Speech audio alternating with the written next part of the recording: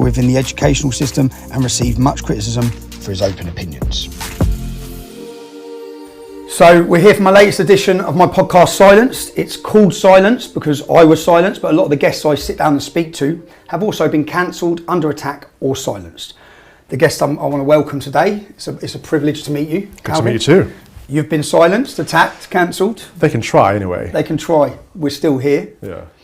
Can I it's a pleasure to meet you because lots of people I've watched over the years, and I see certain people who don't bend and they stick to their principles. We'll get onto what it is that drives you there. Yeah. But it's a privilege to meet you. And if I can start going back, just want to understand who is Calvin Robinson. So Where did you grow up? I grew up in Mansfield, Nottinghamshire, so former miners' town in the middle of the Midlands, which was still a community. Everyone knew everyone, which had its pros and cons. If I got in trouble, my parents would know before I got home, that kind of vibe. Yeah. And I came down to London for university, which I thought was a good idea at the time. I never looked back. Never looked back. How old are you, Calvin? 38. God, you look a lot younger. Thank you. You look a lot younger. I was just thinking that when I come in. You look a lot younger. Yeah. 38, okay. So you at school, and how was growing up? Because I guess Mansfield, Nottingham was predominantly white. Oh yeah. So my family were one of the first, if not the first, black family in town. So my mum's family are white English as far back as we can go. Yep. My father's family are black Afro-Caribbean from Jamaica. Windrush? Yes, Windrush generation. Okay. So my dad's mum came over in the 50s with Windrush. His father was a railroad worker, and then he worked in the metal factory, like proper hardcore manual labour when it was needed. Yeah. And that was an invitation to people to come over from the Commonwealth to help support the country where we needed workers. But then after that, the doors weren't left open. I think this is an important lesson on immigration, in that immigration is for the country's sake, not for everyone's sake. And we need borders, we need nations, otherwise what are we? But anyway, my dad's side of the family were the first black family in town, and that had pros and cons too. That was it, because at that time, there was a lot of racism. Oh yeah. What was that? Did you hear stories from your dad, or did you witness it? My granddad had the worst racism, but what his solution was to integrate, right? To become a part of the community. And the same for my dad. He had worse racism than I did, but it's not as bad as what it was for his dad. Yeah. And again, my dad integrated. My dad, I mean, if you go to Mansfield and ask for Dennis Robinson, everyone will know who it is and where to point you, right? He is a part of Mansfield. Mansfield's a part of him. It's one of the reasons I left, actually, because I wanted to become anonymous, and I didn't want to be Dennis Robinson's son or another Robinson. I just wanted to be me. Was he known as him because of his character? Oh yeah. Everyone loves him. Not everyone loves him. Some people hate him, but generally speaking, everyone loves him, right? Yeah. If your son is going through difficulties in their teen years, you send them to my dad, and my dad takes them to taekwondo and gives them discipline. Okay. And my dad is he's a respected man then. Yeah, a respected, positive male role model in the town. But like I say, he had quite bad racism, and then by the time it got to me, I had racism. In Mansfield, it was mostly from white people, and it was always ignorant. It was packy was the word I was called most often. Really? Which makes no sense because I'm half white, half black. Yeah. There's no Pakistani in me. Was that in school, or was it in school? That was in school. That was in middle school and upper school. And I think it was just out of people not knowing. Yeah. So the people I grew up with were wonderful. But my mum moved house so that we could be in a better catchment area because of the postcode lottery for good schools. Okay. And so for middle school, we went to a different school. So I was new to those people. New and no one knew you. And so no one knew me, what I stood for or who I was, and I was just the brown kid. And so the only brown kid? No, there were two. There was a Muhammad and there was an Ali. Okay. And there was a nice girl called Bosan as well. So there's a Chinese girl and two Pakistanis, and then me. Yeah, I was the black kid in school. Okay. In fact, I didn't know I wasn't black until I left school. Okay, because then Right, I didn't know what it meant to be half caste or mixed race. It didn't compute. I just thought, so obviously I'm not white, therefore I'm black.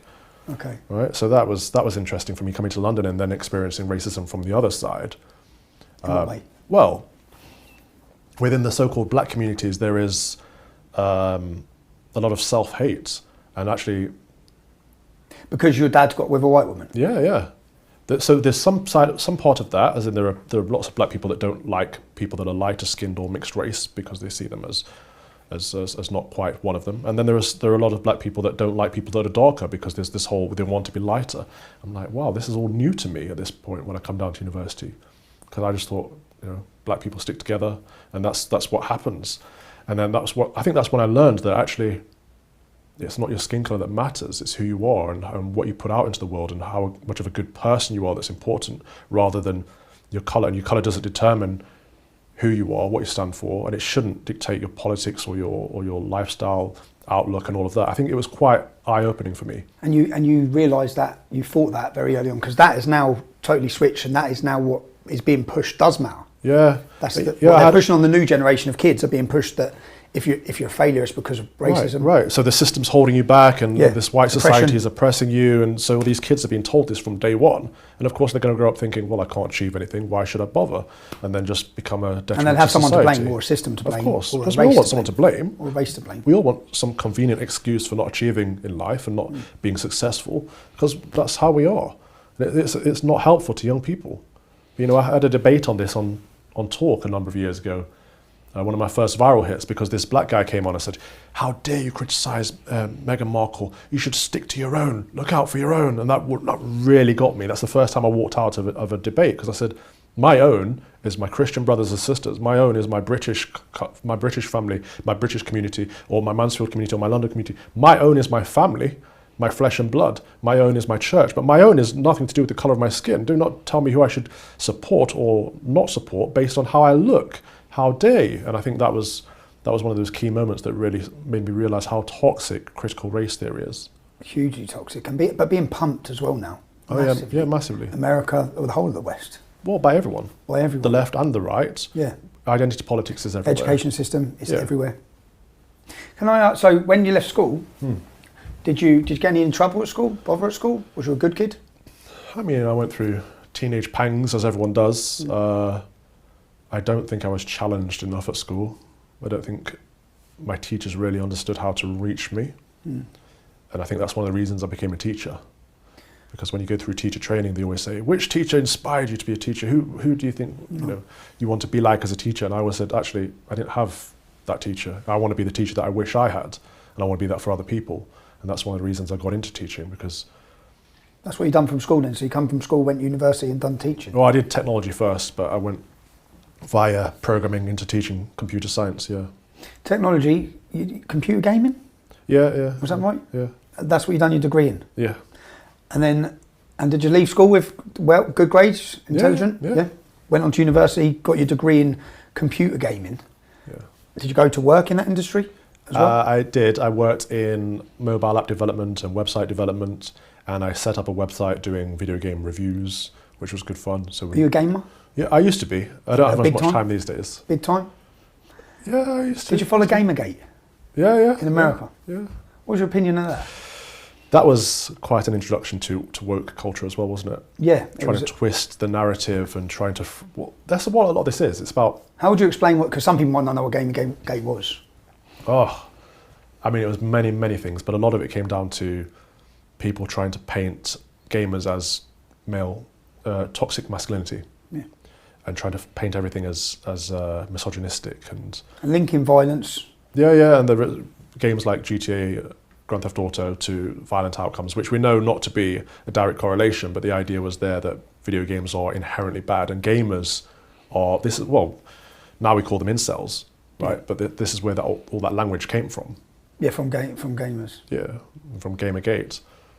I'm not the biggest proponent of video games these days, just because I think it stops men being men.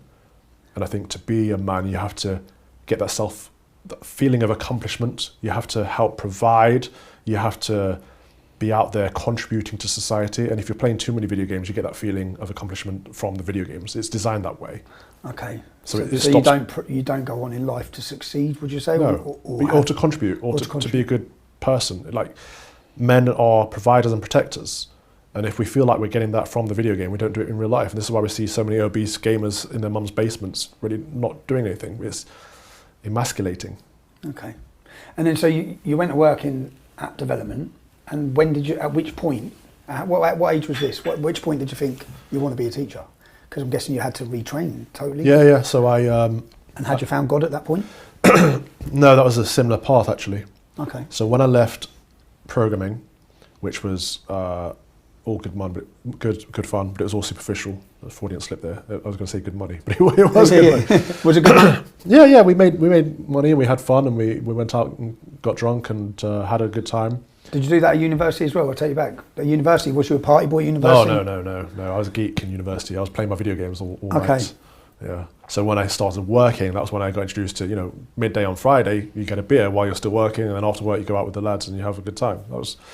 But it was very empty. What do you mean? Well, it's not fulfilling, is it? It's kind of...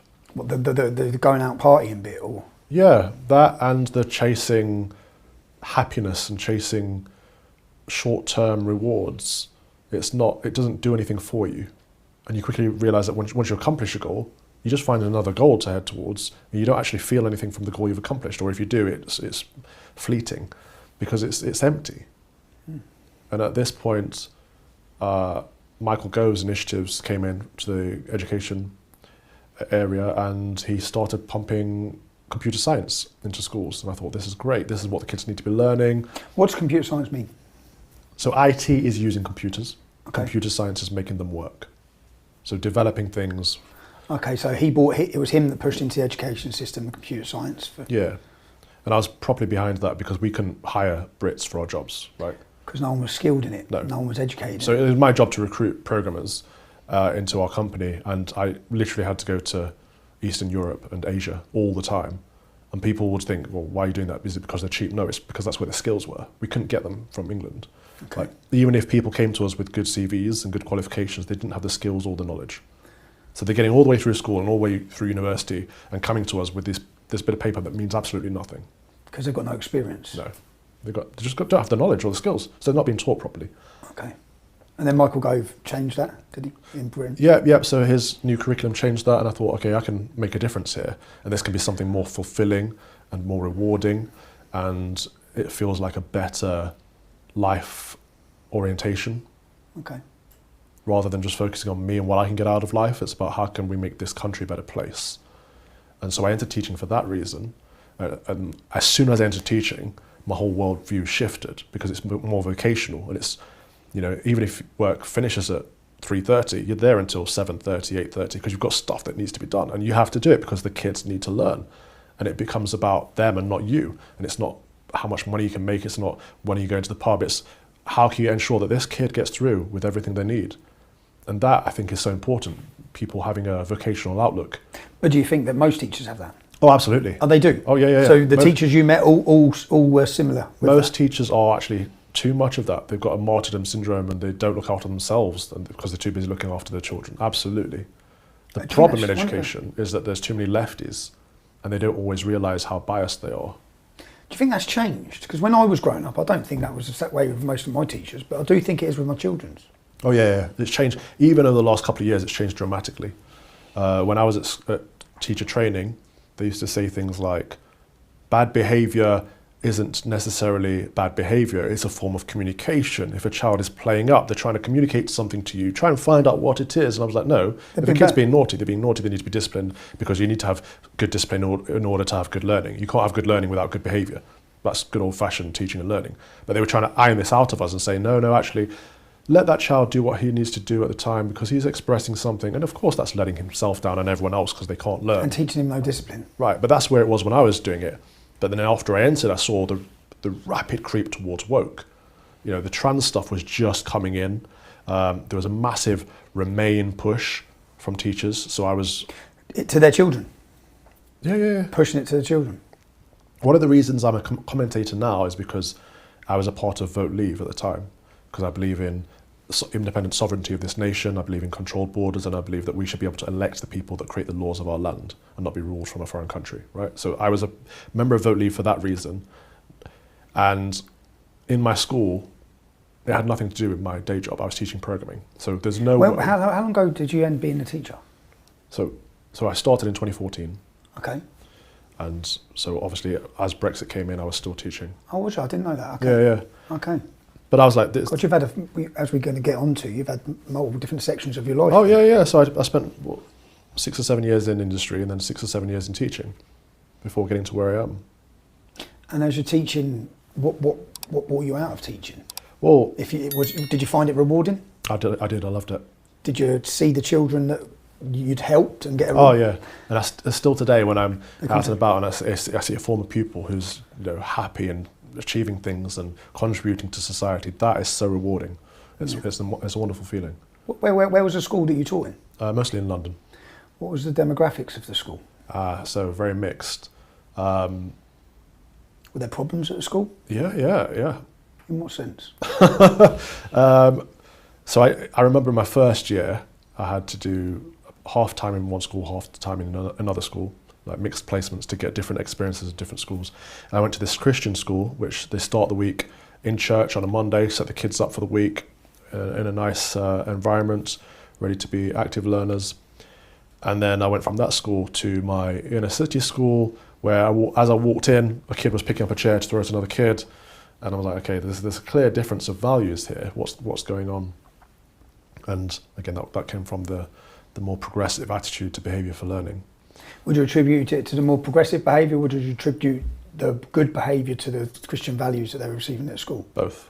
A mixture of both. So the school with the Christian values also had more of a traditional outlook on behaviour for learning, because it comes from those values. And so I started I started working in Church of England schools as a pattern. I was like, I want to work in a school where I can actually teach, and the only way to teach is to have good behaviour. Did you find it was good behaviour? Did you find a lot of the Christian schools had fatherless homes? The Christian pupils, were there more fatherless homes in the Christian schools or in the inner city schools? Yeah, so that doesn't really matter based on that. That was more about the location, the geographics, okay, and the demographics. So the schools with high number of particularly Afro-Caribbean children would have more fatherlessness, but schools with more East Asian children would have more two-parent homes. Yeah. You can see it. I mean, there are differences, of course there are. Do you see the difference in the behaviour? Yeah, but the behaviour is affected more by the value set, and that value has to come from somewhere. So if it's not coming from the parents, it comes from school. Okay. And so for me, that was, well, the Christian value set has to be there. And this is with everything we're talking about in life, really. Like, nature cannot have a vacuum. It abhors a vacuum. So if you take one set of values out, you have to replace them with something else. This very country was built on Christian foundations. And we've had like decades, almost a century now, of liberals taking those Christian values out in order to be more diverse, more inclusive and more equitable, and not arguing for anything else in return. And we're seeing what's filling that gap massively. It's wokeness, but it's other religions too. And I've always said it, where we've lost our identity and our belief, Islam's filled that void. Absolutely. Most of the people who turn up at English Defence League demonstrations would be the same sort of kids that were converting to Islam. Yeah.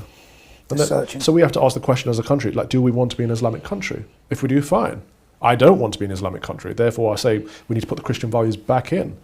Otherwise, what are we leaving? Just that hole for Islam to fill. And I think it's counterintuitive because Islam is not compatible with British values. So we have to make a decision. I think the European Court of Human Rights ruled that Sharia was incompatible with Western democracy and freedom due to their views on homosexuals, their views on women. Right. I think that was 2007, that ruling. The Catholic Church has ruled that several times too, but people ignore these things. Which is why I wanted to ask you about your faith, because you fight heavily against Islam because you see the evils of it, but what do you head towards? If you head away from something, you have to head towards something else, right? Yeah, I understand. I was brought up, well, my mum, I was christened a Catholic. Yeah. My mum's a Catholic. My mum's a devout Catholic. But very early on, I guess, I didn't go to a Catholic school, so I refused. Right. Point blank, I'm not going to a Catholic school. And you made that decision? I said, I'm not. It's not happening. It's not happening. Well, it's not happening. And that was when I was leaving junior school, so at 11 years old. Right. My brother went to a Catholic school. Right. I just said no. But mainly, not because of the religious side, mainly because the Catholic school was out of town, pretty much, and the buses all take the kids there. I wanted to go to school with everyone on the estate. I wanted to go locally where all my mates were, so that was mainly my reason. So I wasn't really, I don't know, and then everything with the Catholic Church. I explained earlier off camera, when I set up the English Defence League, I went to the Deacon Jerry, his name was, in Our Lady's Church in Luton, and I said to them, the more I find out about Islam, the more concerned I am. pretty terrified here, reading this and understanding it. What do I do? How do I? And I asked him for advice, and he just said the Lord's Prayer. He said, "Our Father who art in heaven, hallowed be thy name." And he got to a point where he said, "Forgive us our trespasses, as we forgive those who trespass against us." And I just looked at him and said, "That's your answer. That's your answer." And then with the church, so I guess I've seen the church as weak. That's what I've seen. Yeah. I've seen the Catholic Church as I saw all the paedophile stuff, the priests. I didn't see them as connectable to our generation. Islam is. The imams are pretty cool guys. A lot of them, they're interacting. It just seems so different. So yeah, I just and then when we started the English Defence League, it was a real wake up because the church were coming out against us. We're meant to be their lost sheep. Yeah. They were coming out every time when we're going to a city. They would always come out and stand with the Muslim community against us and against our hatred, is what they'd say. But we were coming raising issues, and I thought that, so I was a lot of the time, and then I questioned, because I got to know Peter Adams is his name. So Peter, if you're watching this, I know you don't believe in Jesus, but I know that you have just infiltrated the church for your Marxist ideas. And then I started looking, thinking a lot of that. So I don't... Well, that is weak. So the priests are supposed to, yes, the Lord's Prayer is important. It's the fundamental way we're supposed to pray, and forgiving our neighbours is a core Christian tenet, but that doesn't mean we should tolerate evil. And when we see what's going on in the Islamic faith, when we see that if a homosexual person is in an Islamic country, they're thrown off a roof, or women aren't allowed to show their face in public, and when we see things that we see are not in accordance with British values being brought over here, then of course we should push back against that. And of course we should say, if there is one true faith and one true God, and we believe him to be Jesus Christ, he is the truth, the way, and the life, of course we should push away from everything else that comes our way. So it is weak and cowardice to say that actually we should just allow Islam to take over the country. Of course we shouldn't. How many church leaders have you heard ever come out and challenge it? But this is the problem, isn't it? They're not. But which is partly why the void's filled. Yeah, but we can't abandon the faith because of it. We have to stand firm in the faith. And the Christian faith will be saved by the laity. It will be saved by the faithful masses in the pews. It won't be saved by the priests and the bishops and the people higher up in the church, because the further up you go in the church, the more tempted you are towards corruption, I think, because the church is... Do you think they become political? Well, it's a source of good, right? The church is a source of good because it's part of the faith, and anything good becomes a target for the enemy. So anytime you're doing good works, you become a target. That's how it works. So yeah, a lot of the time they become political, and they become worldly. As a cleric, worldly. What's that mean? So I'm supposed to fear God. I'm supposed to fear Judgment Day. I'm supposed to think, when I die, which could be tomorrow, it could be in another 50 years, I'm going to come face to face with my Lord, and he's going to ask me he's going to say, do I know you? What did you do for my faith? What did you do for my flock? He's going to judge me there and then on my faith and on my works, and he's going to question whether I was a good Christian, whether I contributed to his advancing his kingdom. And that's what I should be afraid of more than anything.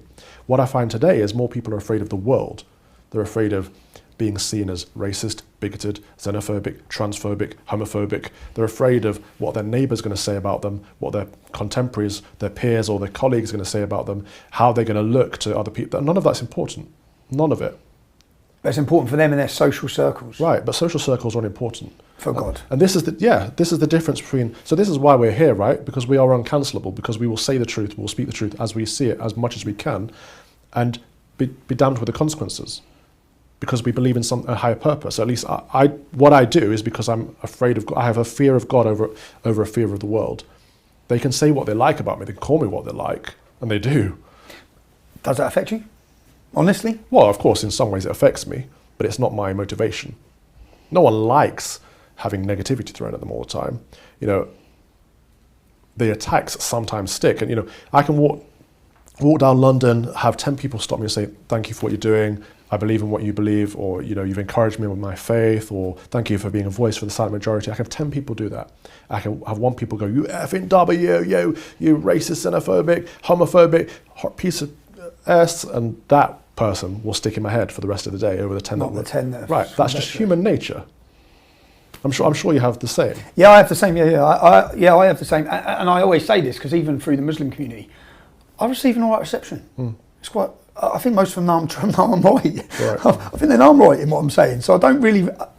yeah, people get to see little snippets of negativity, but I have some fascinating conversations in my day-to-day life with normal people who sit there and have an open debate. And but I also receive my children have managed to see the reception I receive, so they know that Dad's not a figure of hate. So media can say this, but I also know sometimes the effect it can have with the attacks. Right. But I mean, I just pray and I go back to my God and I ask him to clear me of anxieties. I pass the stress over to him and ask him to give me strength and courage to continue. And thankfully he does that, and I feel blessed because of that. Can I rewind again? Because I want to get onto. I want to get onto. I'm trying to deflect from me because I'm my least favourite topic. Oh yeah. I want to get to when you was educating in the schools, the inner city schools. Yeah. Was there racial problems in the schools? Oh yeah, absolutely. And this is why it really gets on my nerves when people say that only white people can be racist. So in the centre of London, in Brent, where I have my mission now, where I'm a minister, in Brent, I worked in one school in particular where white English people were a minority, which is quite common in London schools because I think white British people are a minority in London now. And the white British kid will be racially abused. By? Everybody. Black, Asian, Arab, doesn't matter. How does school deal with that? Cautiously. What's that mean? It means that if you were in a school where, say, an ethnic minority kid was being bullied, the white kid would get clamped down. How many parents have had contact me about this from Luton? But when it's the other way around, they expel the white kid. The kid gets beat up, then they expel him. But it's not. It's two-tiered policing, as you're very familiar with, and it comes from fear, because the teachers are, of course, they're well-intentioned. Of course, they don't want any kid to be bullied. But at the same time, they don't want to be seen as racist, xenophobic, bigoted, blah, blah, blah, all the labels that get thrown around. So if it's a black, Asian, or any other kid that's doing the bullying, their treatment is different. And you've seen that? Firsthand. Per se, across the board? Absolutely. So would you say that white children in schools in London are victims of racism and then victims of the education system? If I had a white child, I wouldn't send them to a state school in London. You wouldn't? No. What effect do you think that's having on the white children? Well, I think it's having two effects. One is that they're becoming unsure of themselves and their place in this country. And on the other hand, it might be self-perpetuating. They might be becoming hateful of the people that are actually holding them back. And it's the same with the young black kids and the ethnic minorities, in that they are starting to see white people as different to them. They're being othered by the system. Would you say the system's encouraging the racism? Yeah, absolutely. And have you looked at the figures of white working class children and university? Yeah. I think if I'm right here, I think 40% of ethnic minority children who are on free school meals go to university. Yeah.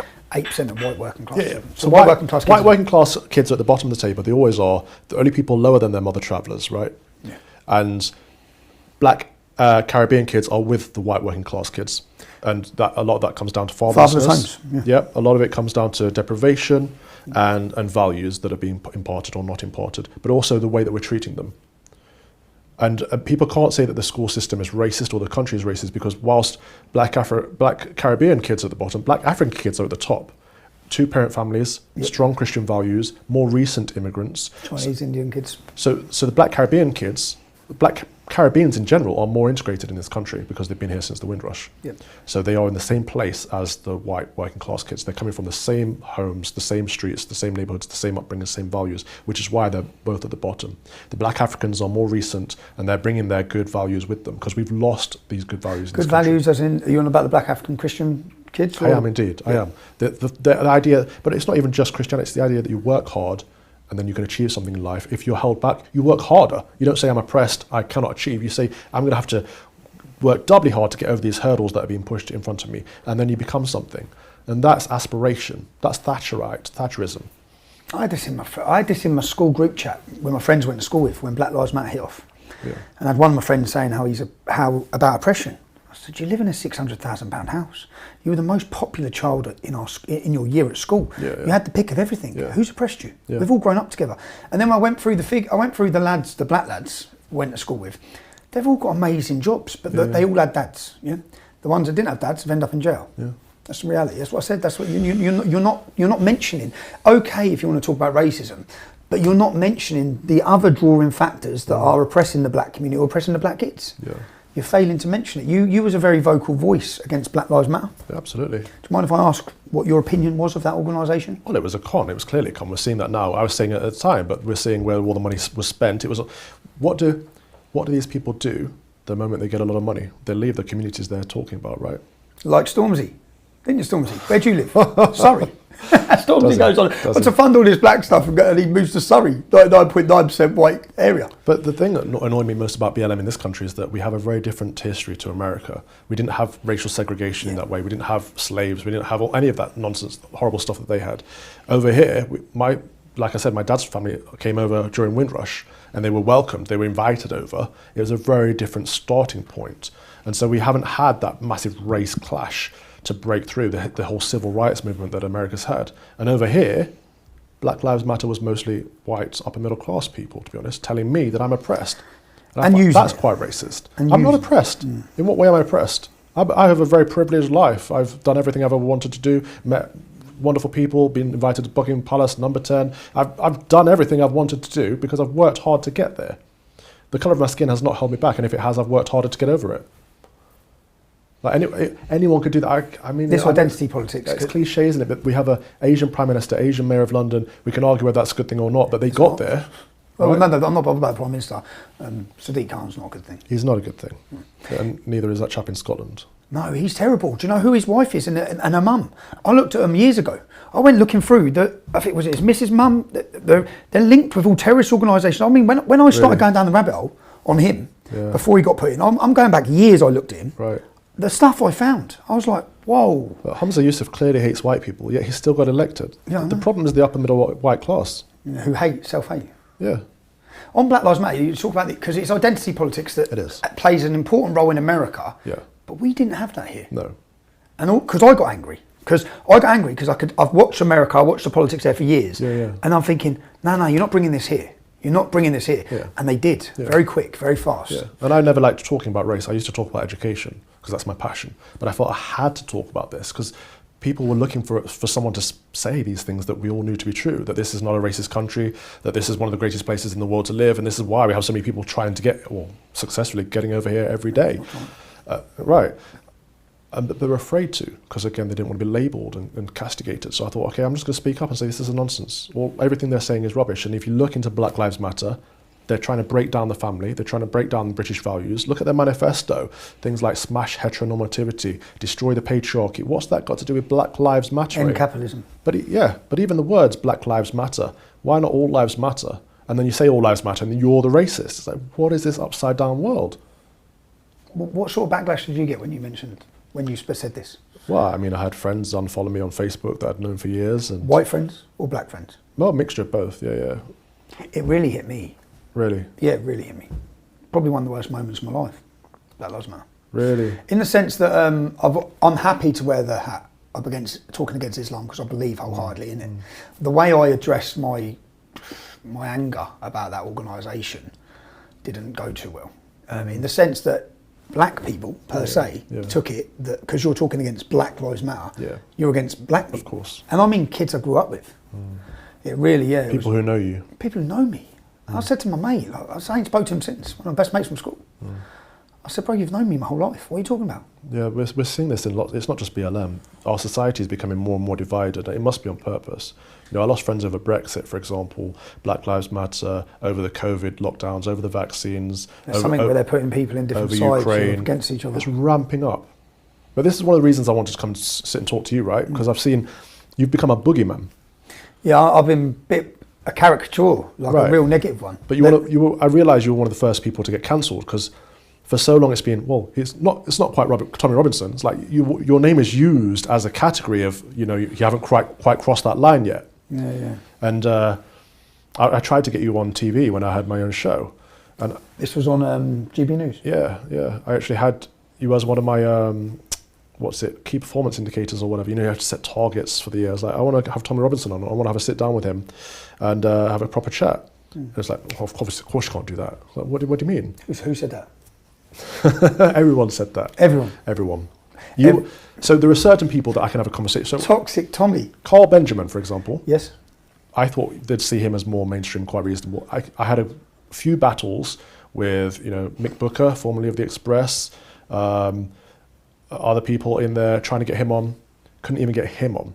And then I had... Imagine you couldn't get him on, but there are Right.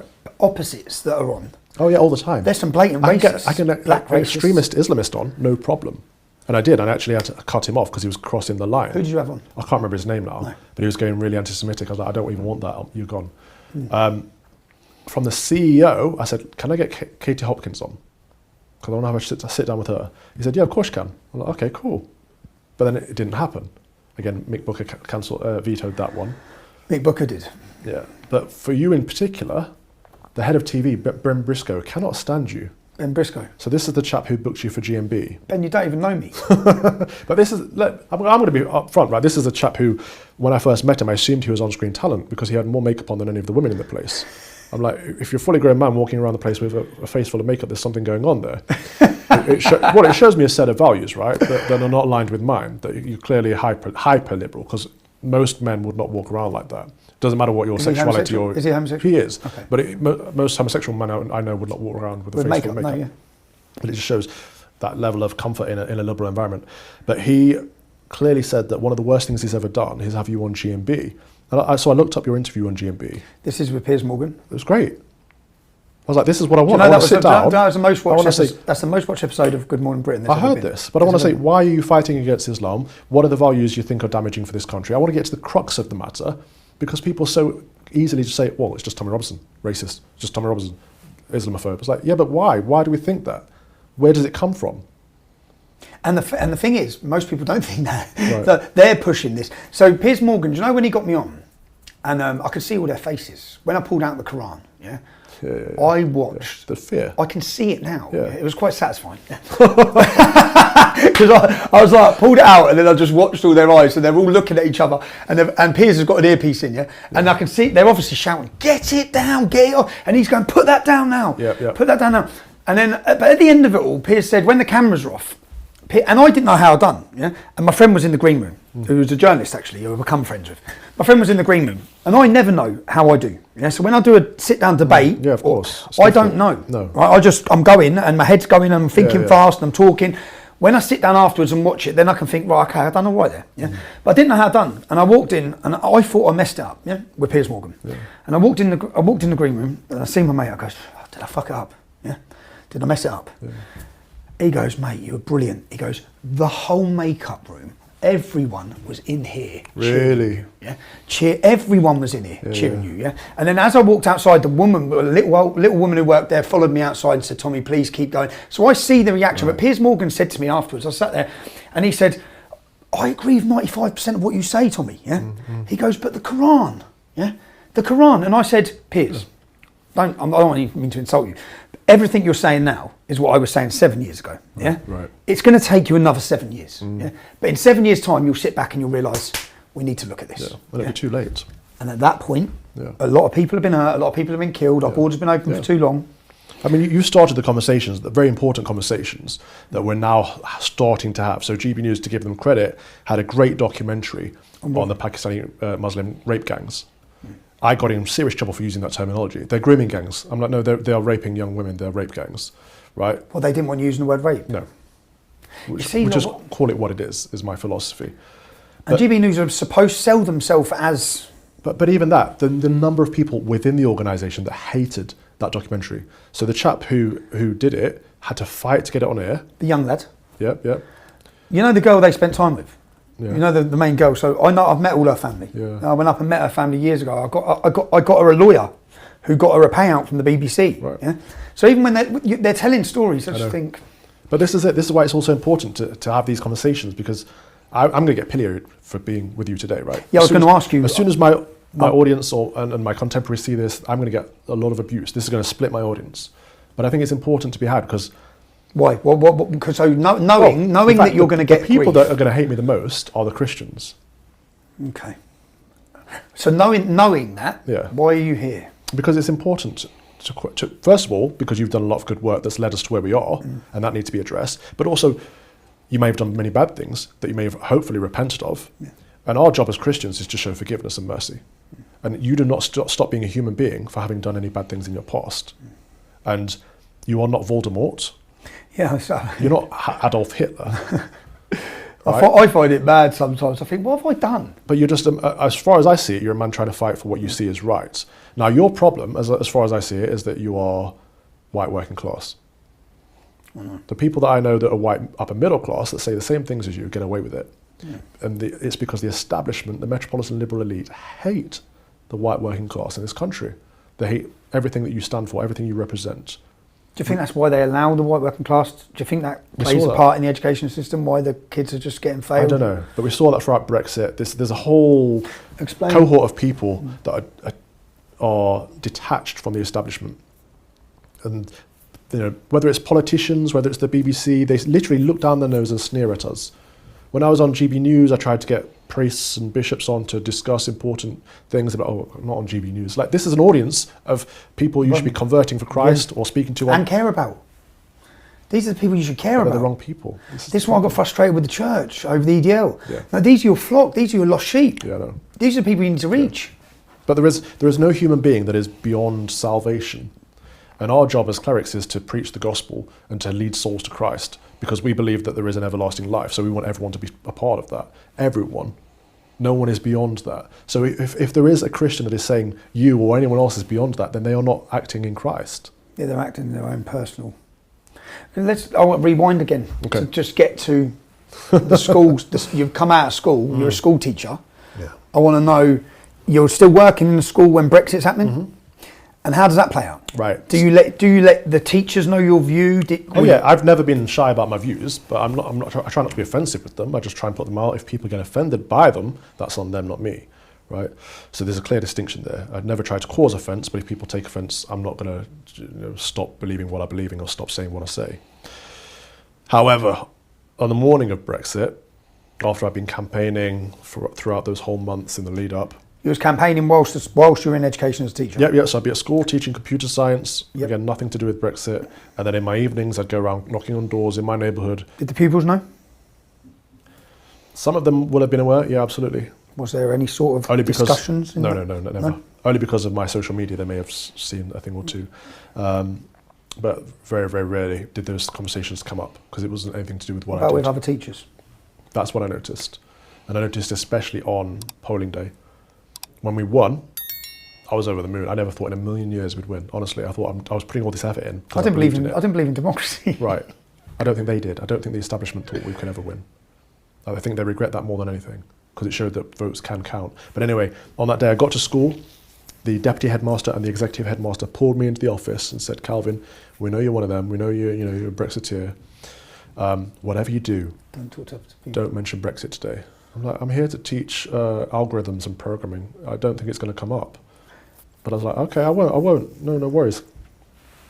But do you think that would have been the similar thing if Remain won? No, I quickly realised it was only me that had been asked that. Because as I went around school, all the Remain teachers were saying things like, "I know it's awful, it's so sad, isn't it?" And they were saying things like, over the tannoy, the chapel is now open for people who are sad or emotionally damaged by the referendum. I went to the chapel, big European flag there, where there should be a cross. It's like this has become a religion for these people. The executive head teacher sent an email around to all staff with the petition for a second referendum. I'm like, okay, seriously, so it's not that we can't discuss this or we have to be politically neutral, it's that you can only discuss it from one certain perspective. And so I started writing about that indoctrination that was going on. And that, the conversation they had with me is like, we've got many European kids. So I'm like, yeah, this is not anti-European. You still don't understand after all these months and years. You haven't listened to a word. In fact, most of the people I was campaigning with were European. Yeah. Like French, German, Spanish, Italian. If anyone thinks Brexit was about stopping Italians or French or Germans coming into the UK, it's insane. I know, it's frustrating, but that's, so the Remain indoctrination was massive. The left-wing indoctrination in general was massive, and that's what I was writing about that really got me into commentating. Do you know, I've got a friend who's got a very high up job, and he was with his board members, and they're all laughing the day before Brexit. They're all laughing, yeah, about pointless even having the vote, yeah. And he said, "Can I just tell you, lad, something?" He said, "Like, I've just been on a stag do with 30 men from Luton. Yeah. Every single one of them is voting for Brexit. Oh yeah. This ain't over, lads. Like, because he's a working class friend who's done very well. All the rest would be privately educated, but he said, you're you're talking like it's over. Yeah. Like the working class are coming out here. I remember him telling me that story, and then the next day, obviously, it happened. But when you're writing about this, at which point does this end your teaching career? Is this what took you from teaching, or was it? No, because I was discerning holy orders. You was what? Discerning holy. So I was exploring the call to ministry. And how did that come about? Was you brought up Christian?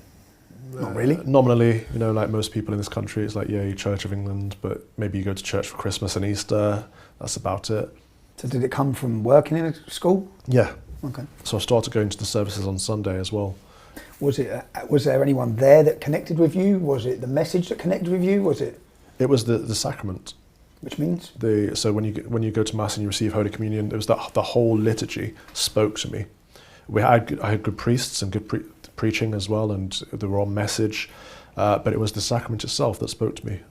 I found Christ through that, and it just changed my whole outlook. I realised that this was important. This was more important than anything else I was doing. And did you feel? Because did you? Oh, yeah. Was there a moment that you? Because I say this in the sense that when I started the English Defence League, a priest, what was his position?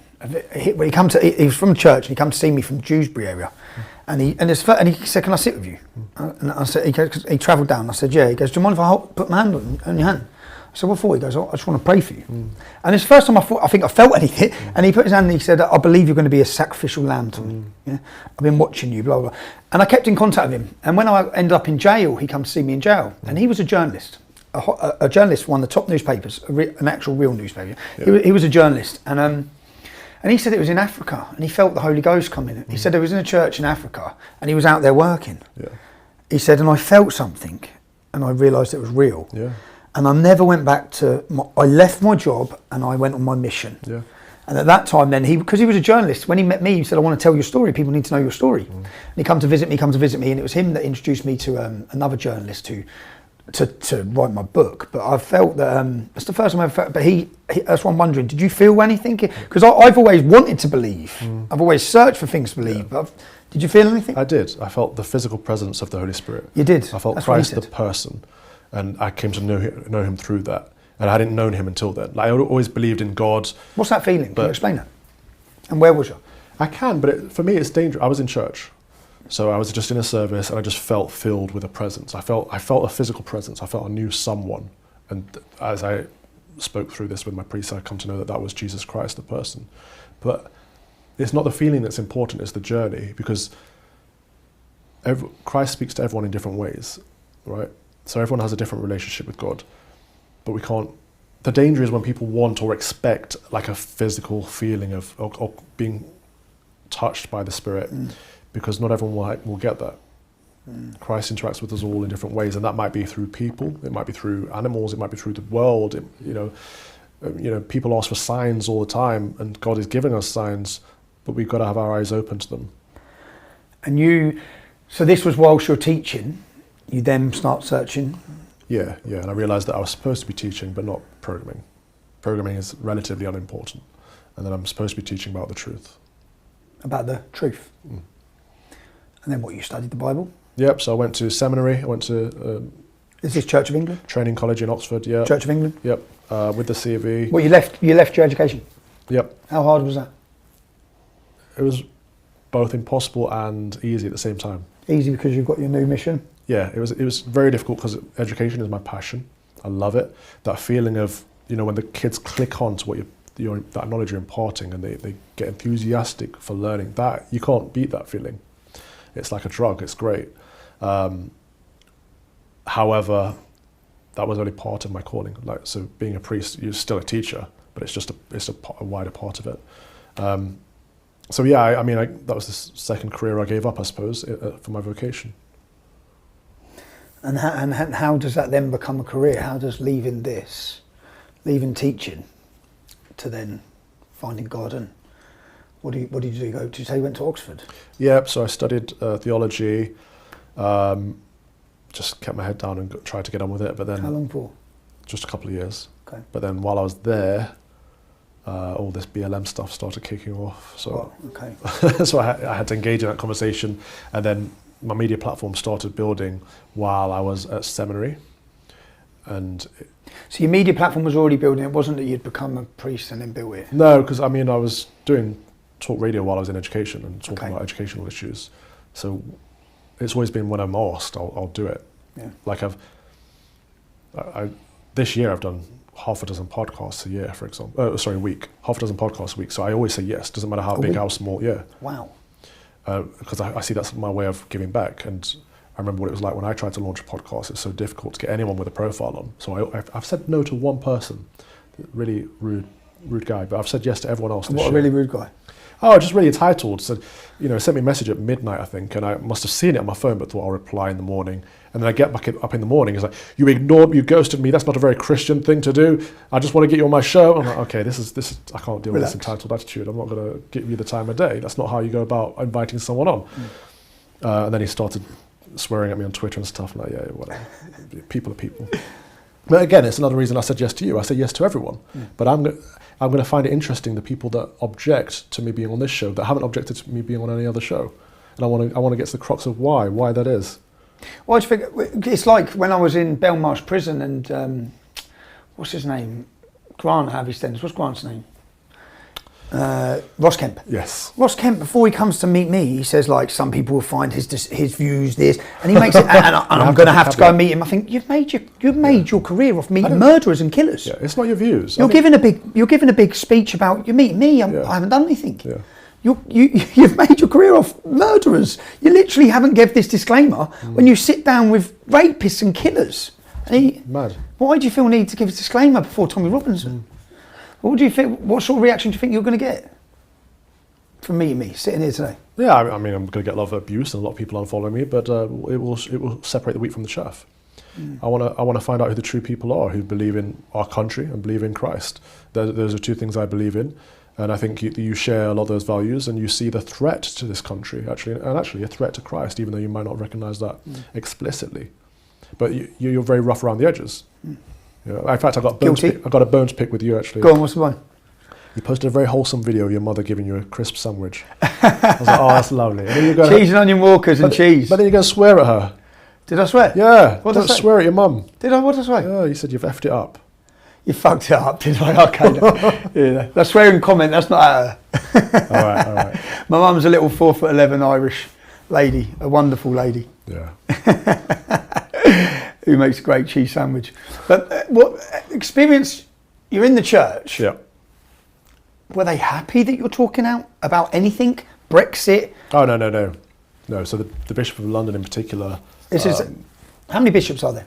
116. They serve the Queen? Yeah. Well. Direct contact with the Queen? No, not really, no. Any of them? She appoints them. She appoints them? But she gets a list of 2 names from the civil service. So it's the civil service that appoints them, really. Yeah. Oh, no. It used to be the Prime Minister. So even the Prime Minister shoved it off to the civil service, yeah. And the civil service are... Gordon Brown did this. Civil service are problematic in every sense. Oh, yeah. Wokeness. Well, the person who's putting this list together for bishops now is active homosexual. So he's not even living a Christian life. And he's getting to choose who the bishop is. So he's choosing liberal bishops to obviously infiltrate the church. No way. Yeah, which is why we are where we are. But the Church of England is very woke in terms of, when I was saying, this country is not institutionally racist, the Church of England came out and said, the church is institutionally racist, the country is systemically racist, and we need to repent and we need to look at reparations. I think they're going to find £100 million somewhere to give to who? I don't know, probably some to me for being brown, right? It's ridiculous, but I had a good conversation with one of the bishops who would have been one of my bosses. Do you mind if I ask which bishop? Yeah, Bishop of London, Sarah Mullally. So I don't believe in... Who? Sarah Mullally. What nationality is she? Mullally. She's white, upper middle class. Okay. Are they all upper middle class? They're all upper middle class, they're not all white. Yeah, but they're all upper middle class. All upper middle class. Are there any that are working class? I'm sure there probably are. Yeah. I can't think of any. Okay. So you had a meeting with her? Yeah, and so I don't believe in the ordination of women, so she wouldn't have been my direct boss, but she would have been roundabout my boss. What's that mean, you don't believe in the ordination of women? Well, in the Bible, the priests are always men, right? So there's a difference between men and women. And that's not to say men are better than women or the other way around. It's just to say we have different roles in life. And that's something the Christian faith used to teach. That men are there to... Men are physically stronger, faster, and that's why we're there to provide and protect. Women are more nurturing, more emotionally intelligent, which is why they're there for the family. And this used to be human nature until 5 minutes ago, right? Yeah, totally. But the church doesn't necessarily believe that anymore. They believe in egalitarianism, where everyone is equal and everyone is the same. How do they believe that if that's against the teachings of the church? Because I didn't know they've chosen to ignore certain teachings in order to be more worldly and to be seen as, well, not. What's the opposite of misogynistic, I suppose? Do you think if they went back to their values, that the churches might end up filling again? Yeah, I do. If we look around the world, wherever the church is traditionalist, so in Africa, most of Asia, the church is growing. Poland? Yeah, Poland, Hungary. I went on a March for God in Poland. They're good at that. Wow. They made Christ their king. Unbelievable. I bet. I felt it. Yeah. Hairs on the back of my neck stood up. Yeah. I felt the passion. I actually stood there. I'd done a video. I said, I can feel the power. Yeah. There's power here, yeah? And it was all Jesus, pictures of Jesus. I've never seen anything like it. And they all knew who they were. Yeah. And they all understood who they were and where they come from. And for that reason, and I interviewed them, it was something... and again, that will come down to the loss of our identity. Yeah. Whether you're a Christian or not, whether you believe in God or not, or Jesus or not, was it better? That's what people should be asking themselves. Was this system better than what we've replaced it with? Yeah. Was it a better world? Better values? Look at these old-fashioned videos on Twitter, right, of London 50 years ago. Beautiful. It was beautiful. Look at it now. It's a mess. Even the way we dress. Yeah. Yeah, that's a good point. Even how we behave. Yeah. Even our weight. Yeah. Yeah, we're fatter, we're scruffier. We're a mess. We don't care about anything. We don't believe in anything. You know, I have to check myself all the time because I get irritable, right? I get irritated when I'm on the tube, I'm coming off and people are pushing on before I get off. Or when I'm walking around London and people just cut across you, you're like, excuse me? You know, there's just no decency, there are no manners anymore. But then I become the problem because I'm the one, I get irritated. So I have to check myself and say, no, you've got to be more merciful, and everyone's got things they're worrying about. But at the same time, we do. But we can be better, we can be nicer. What did this bishop, what does she say to you? Oh, she just says, look, the Church of England is institutionally racist. Calvin, I can tell you as a white woman it is, as she puts her hand on my knee. As a white woman, so she's being the racist. Jeez. Right, so step down, right? Yeah. Listen, Calvin. It's always that way. It's always the patronising, upper middle class racist attempt to put me in my place and say my beliefs are wrong. I don't feel the church is racist. I feel the church is quite woke at the moment. Well, not the church, but the people within it are quite woke. But again, it's an anti-Christian view because a person can be racist and that's a sin. And then that person needs to repent, as in they need to be sorry, right? They need to show contrition, and then they can be forgiven and move on. That's what we should teach. If we say the church is racist, it means the institution itself, the corporation, the entity is racist. So who's going to repent? Who's going to be forgiven? Nobody. So it kind of covers up what racism does exist. It says, actually, that's not your fault. It's this thing. And how did that develop then within the church? So it became, it was loggerheads. I couldn't. Did they ask you to shut up? Did they? Was you told within the church? Yeah, they said you'll have to go media silent. And so do you believe? So when we went, so for someone like me, when I sit and look at the church and say, why are none of you talking out? Yeah, because they're not allowed to. So it's not that they don't want to. No, there are many, many good priests actually that want to talk. Yeah, but they keep their heads down because, well, they've got to. Is that godly? No, I don't think it is. Is that Christian? I mean, I'm not going to judge if someone's Christian or not, but to see a wrong and not speak on it. Yeah, I think people need to speak up, but people get trapped, right? So especially in the church, your house, your livelihood, your family, the school, like all worldly trappings. The same as all of us. Yeah, indeed. That's how but we need to step out of that. You know, the last time I spoke out, I lost my job. Do I regret it? Absolutely not. I'd do it 10 times over, because certain things are more important. But we've lost that set of principles. Do you have children, Gavin? No. Would that make a difference? It possibly could. If you had to provide for your children, if some people are sitting there and they're in a position, they've got children who rely on them. But again, it's the difference between the secular world and the Christian world. So for someone who doesn't have a faith, their family comes first, absolutely. But someone who does, God comes first and then family. Okay. So if it comes down to speaking the truth or lying to protect your family, you have to speak the truth. Where did that? How did that end up with the church? Because you didn't shut up. No, I didn't. I said I can't do this. I think we're going to have to part ways. And you parted way with the Church of England. Mm-hmm. Who made that decision? You or them? I think it was constructive dismissal, but I was the one who actively made the decision to leave. So I did a Freedom of Information request, a subject access request. I got so many files back, it was enlightening. Oh wow, because Yeah. I've just done one. Have you? For the They're police, for my arrest. Oh, they're great. I want to know what went on. There's one bishop in particular who actually shouldn't really have had anything to do with me, that had been petitioning against me all the time. So he'd clearly been reading my stuff in the Telegraph and my stuff against BLM, and said, we're going to have issues with this chap. He is not, what was the wording he used? He essentially said, I'm not on their page in terms of race relations. Church is controlled. So the church is controlled. So you got to read all of this, and they're all talking about you. Who was that? Do you mind? Yeah, that was the Bishop of Edmonton, Rob Wickham. Rob Wickham. Yeah, I taught his son. What was his son like? Lovely chap. But it's just that thing, I've contributed to your family. And then, because I have a different opinion to you. You tried to cancel me behind the scenes. So did the church believe in free speech? No. The Archbishop of Canterbury was involved. And he publicly lied and said, I have nothing to do with Calvin's case, I have no idea what this is. And I got the subject access request back that said he'd been looking into what's going on. So how can he still have it? How can anyone have any faith in what someone says like that? This is the thing. We've got liars, liberal Within liars. the church? Everywhere. That are meant to be godly. But this is the thing. I mean, being godly, we have to acknowledge that we're all sinners, right? So we're all fallen, we all make mistakes. The thing is repenting of that and fixing that. It's not doubling down. And the people in the hierarchy of the CAV keep doubling down.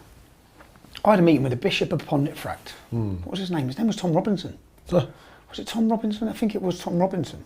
It's a popular name. Yeah. And we met at a church. And when so for me to have that meeting, one thing I'd always wanted to know, the Queen wouldn't have known about that, or would she? Because I always saw that they work for the Queen. So it's for them to sit down with it was a secret meeting, leaders of the English Defence League, and we were sat down with leaders of the Islamic community. And when the bishop sat us down, he said that the MI5 or MI6 believe that this sect is the future of Britain. Yeah, it was Diabandi. Yeah, and they were from Dewsbury. And the man who sat down with us is the future Islamic voice of Britain. Is these lot. Yeah. So out of all the sects, it's the Diabandis.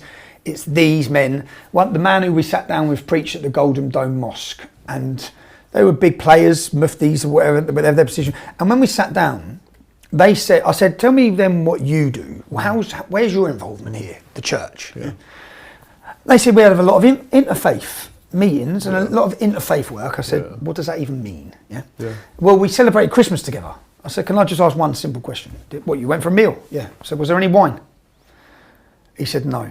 Yeah. And I just started laughing. Yeah. I said, you had a Sharia compliant Christmas dinner because you bent what you believe for these men. Yeah? God will punish them for that. That's the point I made to him. I said, like, do you not get your failures here? Yeah, and the people you're bringing around the table are the wrong people. If you want to solve the church is welcoming to all people, including those people, but it shouldn't bend over backwards and take on board their values. It should say you are welcome to come and embrace our values. Yeah, but right? We're having a Christmas meal to celebrate the birth of our Lord and Saviour Jesus Christ. We will have wine because that's what we do as Christians. You're welcome to come and take part. They don't have to drink the wine, but you don't stop having wine, because the moment you stop having wine, you take away one set of values. What's to stop you taking away another set? Which they did. One compromise leads to another compromise. We see this all over the board. We're wet, we're soppy. What is that? That's weak from you're meant to be the head of the church. It is. I said afterwards, and the Muslim lads, I said, can I speak freely here about why I'm angry? And I went in, not on them personally, because I said, lads, I'm just going to tell you straight why the British public are upset. Yeah? I went in through conversions, I went in through girls, grooming, not just grooming, but conversions of girls. I went through all of this and what I've seen in my hometown. And the Muslim gentleman pulled me aside afterwards. He said, Tommy, he shook my hand. He said, can I tell you how good it was to just hear someone tell us the bloody truth? Yeah? He said, because we just get sat and told everything's perfect. I said, well, it's not perfect. We're pretty upset with you. The people that were more upset with you than the grooming gangs, there's a clash of values there. It was the same with the documentary at GB News. The people that didn't want it to air, I remember there was one graphic that had a kebab shop in the background. They're like, oh, that might be seen as racist. Like, that was a whole issue for them. Like, more upset with optics, more upset with how people perceive them than these young girls were being raped in the kebab shops. And potentially murdered, some of them. In the kebab shops. Right. I mean, and that's within GB News. Oh yeah, I mean, it's full of liberals because they hire people from BBC and Sky and from university, right? So people who can do the things that need to be done, it's captured. But it's the same with everything, isn't it? The Pakistani Muslim community in general the values that they bring on board are counter to British values. Unless we stand up and fight that, even in the schools, most of the kids I saw with disabilities were from Pakistani Muslim backgrounds because they've been marrying their cousins and having incestuous children. And all the teachers know this. Do you know what the statistics are on that? No. So Pakistan is 3% of the UK population, 33% of child defects at birth. 33%. Yeah. But it's a taboo. The parents should be charged. Of course they should. They should be charged and with they should be educated. Disability. This is not what we do here, for good reason. 76% of Pakistanis in Bradford marry first cousins. But liberal teachers won't discuss it because we don't want to see as upsetting. We don't want to upset them. Like, why? If you see something that is wrong... Look at the child. Look what you've done. I know. Look what you've we done. are complicit in that. Yeah. We're complicit in the deformed children. We're complicit in the raped children. We're complicit in the murder of these young girls. We as a nation, and I know people will be watching this upset saying, no, it's not we, it's our politics. No, we as a nation are complicit in this. We've allowed it. Yeah, everyone knew it was going on. Yeah. Even we allowed it. And you raised your voice, 20 years ago, whatever, and you've been cancelled because of it. Like, they would rather shut down the person speaking against the evil than address the evil itself. The easy option. It's like, the thing that annoys me, the other day at the protests, the elderly white British couple were being harassed by a group of Muslim men. In the train station? Yep, and the police go and challenge the elderly white couple, quite physically as well. I'm like, because it's the easy solution. You're afraid of addressing the actual problem here. That's the two-tier policing that we see continuously. Yeah. You see the gentleman get released this week at the pro-Palestinian march. They arrested him, and then hundreds of them surround the police vehicle, refused to move. They de-arrest him, let him go. Mm. And do you know? So I'll bring back. There was a Dudley. They were building a super mosque in Dudley when we had the English Defence League, and we went up onto the roof and we played the call to prayer. Yeah, because that's what will be happening if the mosque comes. So we're letting people know. Muslims come out on the streets. There was riots. There was and a police officer got smashed with a brick in the head. Now, we heard afterwards on the far left websites that 200 Muslims with the imam had gone to the police station and demanded his release. And we'd read online that he'd been released. I went for my next meeting with the police, because I used to have regular meetings with the police hierarchy over our demonstrations where we're coming. So, liaison officers. And I sat down and said, lads, this is what I've heard. Yeah, this is what we heard. Tell me this isn't true. Tell me you didn't release that man who attacked a police officer. And straight away by their reaction, I said, you did. And they said, Tommy, we've got to look at a situation, one man's arrest, one man's charge, or a riot on the streets of Birmingham, which then spreads to Oldham, which then spreads to Bradford. Yeah. And I asked the police officer, I said, who controls the streets? Yeah. It's not you, is it? It's so short-sighted. It's the imams. The imams have come to your mosque, come to your police station and told you, let him go, and you've let him go. Yeah. I was gobsmacked, but then I've seen all these things. So when we're now watching it play out on the world stage, or the public is seeing it, it's like, we know this. When we see what's happening in Bradford, Rochdale, Blackpool, all these places across the country where the Pakistani Muslim rape gangs have been operating, we've seen it's covered up by not just the local police, but the councillors, and it goes up to the MPs, then it goes up to the Houses of Parliament. Like, it's been covered up at every single way in our hierarchy, in our country, in the infrastructure of our country, because of that very reason. We don't want to have any riots, we don't have any diversity battles or race riots or what. It's all about protecting the status quo. But the status quo is bubbling up. At some point, the pendulum's going to swing too far to the other direction. And the actual far right, the thing that you get accused of every day, that thing that I occasionally get accused of, is going to come out in force. Because people have had enough. Do you know in Manchester case, there's a girl in Manchester, what's her name, was it Vicky? 15-year-old girl. She died of a heroin overdose from a rapist who was welcomed into her children's home, yeah? He was about 50 years old. Yeah. They launched a police investigation. They arrested, I believe, 100 men. Right. They got the case ready. Right. They dropped the case. I remember. You know when they dropped that case, I looked at the police officer who dropped the case. He was given the highest award by the Queen. He was given, whatever that next highest award is, he was rewarded. It wasn't just that they're covering up, they were rewarded for covering up. Cancelling case, just dropped it, even though they had all the evidence against them. Yeah. Well, that is a cover up it is. At that level. Massive. And it's out there. So can we go back into GB News? Yeah, sure. What was it like working at GB News? Hated it. Did you? Yeah. What did you? I really did. It wasn't a fun time. So people often say, I'm sorry you lost your job. I'm relieved, actually. It was liberating leaving. Or being fired. I didn't leave. Why did you hate it? Everything was a battle. Everything was. So when I first joined, I loved the idea of it. And so Dan Wootton got me involved, bless him. From before it launched, I was involved in the rehearsals. And I sat down with the CEO and he said, look, Calvin, I get it. You're on a mission. I'm going to give you a platform. Get on with it. I was like, this is great. In comparison to another network that sat me down and said, see your name, Calvin Robinson is Stars. I've mentioned you to the top dog, blah, blah, blah. I was like, okay. Who was that network? I won't say, but that, because they clearly didn't get what I was about. But it's not about me being famous. It's not about me being a TV presenter. Okay. It's about me being on a mission for the truth and for Christ. But GB News sold me a line. They saw that and they knew how to manipulate me. And I was supposed to launch my show from the beginning, actually, and it took well over a year to get my show launched just because of the way they work. But every important issue, so the lady who got arrested for silently praying in her head, took me 6 weeks to get her on. Why? Why? Because they'll come up to you and go, we can't have that topic, legal reasons. I'm like, well, give me more than that. I've got the book of media law. We've got a legal team over there. What are these legal reasons? Give me the reasons. Let's try and find a way to work around them. Or they go, Ofcom, can't do that one. Or they go, well, you can have that conversation, but you need to have balance. So you need to have someone with the opposing view. And some topics, I'd be like, actually, I'm not going to have someone I'm not going to give someone a platform to say that killing babies is a good thing. I'm not going to do it.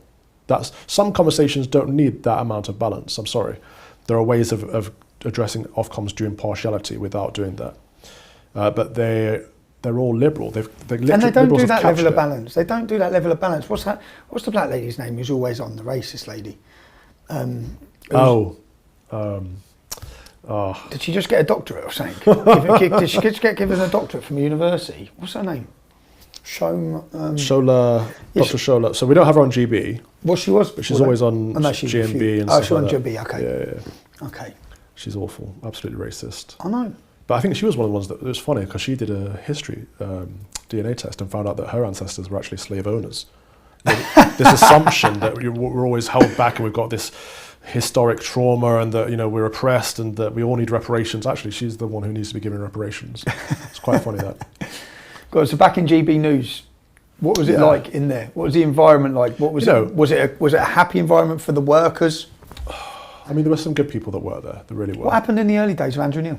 Do you know? Yeah, he wanted it to be the old BBC that he knew and loved. It was never going to be that. There was a battle of ideologies there. In fact, I said to the CEO at the start, a lot of these people you're recruiting don't believe what we believe in terms of free speech. And he made me think he was a Christian too. Oh, and the CEO was selling himself as believing in free speech? Yeah. Does he believe in free speech?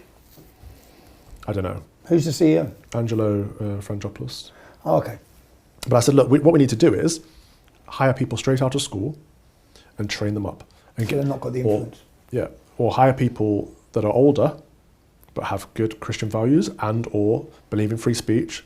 Get people that believe the same things we do and then give them the skills that they need to help. What we don't need to be doing is hiring people straight out of university that are already indoctrinated and or straight from the BBC or Sky that are coming here to say, look, we stuck it out at GB News, we're really good and we can work anywhere, that are undermining us. And he didn't listen. And it's full of people undermining everywhere you go. I once had, 5 minutes before I was going on air, they didn't like one of my monologues. So they came up to me and said... Which monologue was it? Oh, I can't remember off the top of my head. Okay. But the senior producer came up and said, we're not doing monologues anymore. I was like, what do you mean we're not doing monologues? I've written my monologue, we've got the show ready, we've all agreed it. It's been agreed with legal, been agreed with production. No, we're not doing monologues anymore, it's been agreed from above. I'm like, well, you need to get me in touch with whoever is above. You're just cancelling your monologue. Right. And then I just said, well, you're going to have to find another presenter then, because I give monologues on my show. You're going to have to get someone else. I'm not bothered. And of course, they quickly changed their mind and said, no, let's go, let's do it. But control. Anything they can to control. It is controlled opposition. What does that mean to you, controlled opposition? So for someone sitting here thinking, well, what is controlled opposition? Well, I mean, if I put my conspiratorial hat on, the people who are backing GB News have a game plan. Which is? Well, in your belief? One of the main financial backers of GB News... The bloke who just bought the Telegraph, no? Was bidding for the Telegraph. He didn't win it in the end. Didn't he? But he was bidding for the Telegraph. He's also GB News have what? Nigel Farage is their flagship chap guy, right? Mm-hmm.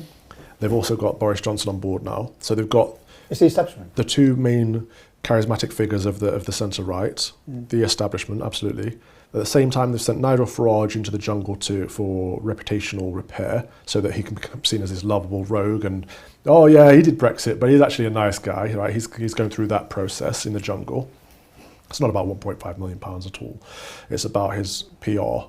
And then he'll come out of that with a better, more broader reach, because he's already got the centre-right in his pocket. People on the actual right, I think, have seen through him and seen that actually he's all about himself rather than what they believe in. But anyway, people on the centre-right are still in his pocket. And so what the establishment have there is they would have had the centre-right newspaper, the centre-right television, the centre-right potential future leader. And of course, Nigel Farage has finally been invited back into the Conservative Party, where... Has he been invited? Yeah, he went to conference. And they said they'd have him as a member again, and he started saying things publicly like, I could see myself as the next leader of the Conservative Party. His wife's saying it. Who else was saying it? So, yeah. He said it publicly. He wouldn't say that unless he knew something, right? Yeah. And because many people have been asking him to get back involved in politics for a long time, and he hasn't. What? Yeah, and what do you think that is? Because he got Brexit Party here and then just boom. Right, and I need to give him credit where it's due, because his influence on getting Brexit done was tremendous. He fought that fight for many, many years. But then dropped down. But I was one of the candidates who he stood down. And Explain that. Well, we had 650 candidates all across the country ready to stand for the Brexit Party because we didn't think the Conservatives could get it done. And we knew Labour wanted to reverse it. In fact, the Conservative Party was full of Remainers, and we said, we'll do it, we'll stand everywhere. And the British people will back us because they believe what we believe. And he stood us all down, well, not all of us, but most of us down at the last minute. I remember getting that phone call saying, yeah, we're not putting you up as a candidate. Where was you meant to be standing? In Broxtowe, so back up in the Midlands where I'm from. And what? Against Anna Soubry, Arch Remainer. Okay, so why did he stand you down? Well, we don't know. But the rumour in establishment circles is that he was promised a peerage, or, to become... A seat in House of Lords? Yeah.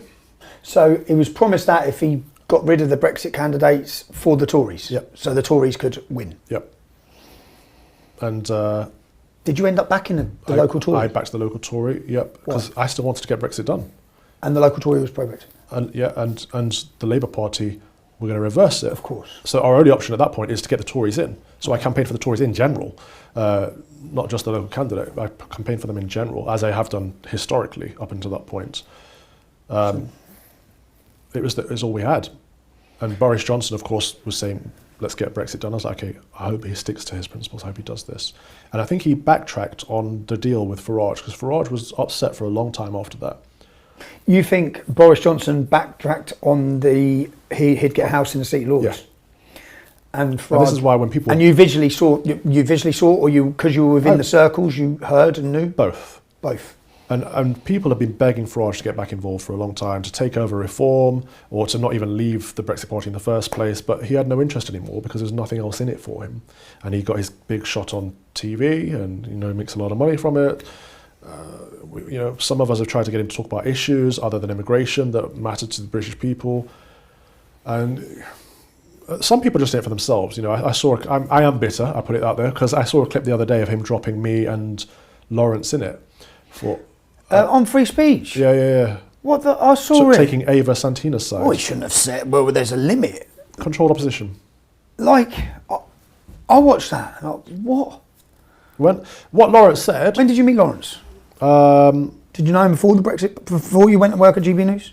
Oh, yeah. So Lawrence called me a couple of years ago out of the blue and said he was thinking about forming a party. And I'd seen him on Question Time like a few days earlier and thought, this is quite sound. He's good. Yeah. And so we met up and we formed a friendship, and eventually he did start his party and I helped him a bit behind the scenes, but he was taking it a different direction to what I thought a party should be going in. So I didn't become officially involved. In what sense, if you don't mind me asking? Well, I mean, Lawrence is on the fringe, right? He's I love him to bits as a brother, but he's not the most political guy. So it was never going to become a competitive political party. Okay. It's more of a movement, and he should have just had a movement, but for reasons he couldn't do it that way. Okay.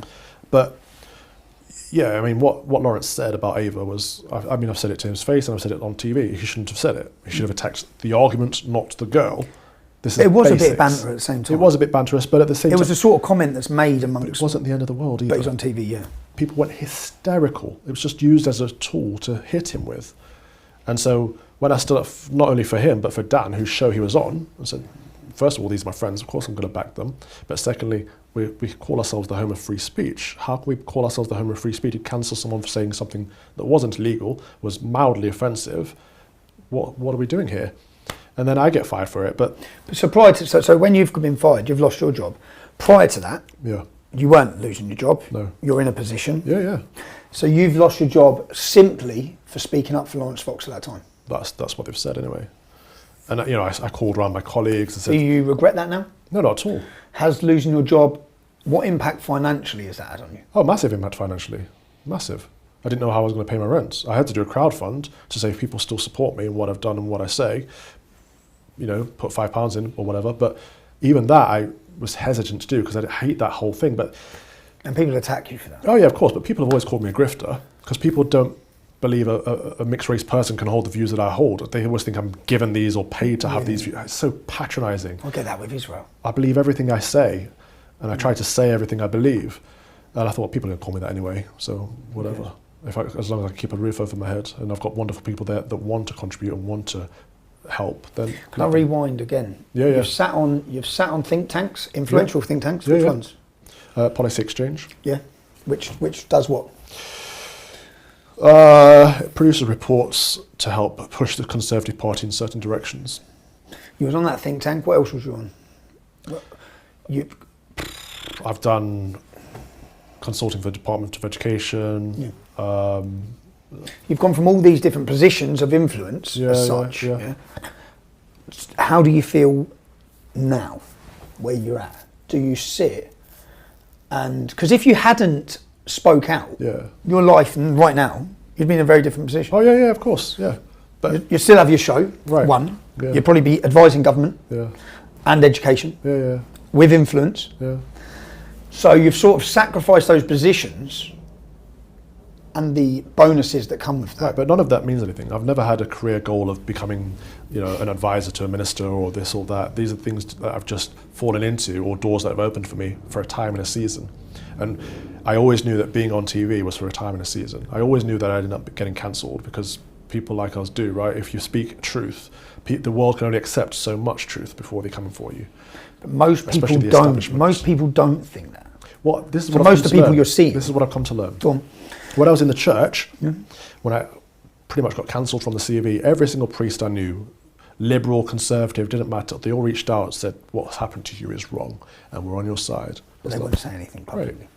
They wouldn't, but at least they did that privately. Okay. In TV land, it's been very telling, the people that have stepped forward and said, yeah, you were right, Kelvin. You stood by your principles, you stood by your friends. Admirable. More people are quiet in TV and or will go against you if it helps their career. I've learned that a lot of the so-called freedom fighters, a lot of the so-called truth seekers are actually just people that want to be famous. And when you saw that, can you name any of them? Any that you felt turned on you? Any that you were friends with? Any that hurt you? No, I don't think that would be fair. No, okay. But what I will say is... But did it hurt you? I spoke to many people before I stood up and I said, I'm going to stand up. I think it's the right thing to do. I think we should stand up. Dan's been suspended. Even if you don't agree with Lawrence, Dan's been suspended. He didn't do a damn thing. Do anything. And they were all like, yeah, of course it's the right thing to do. Of course, yeah.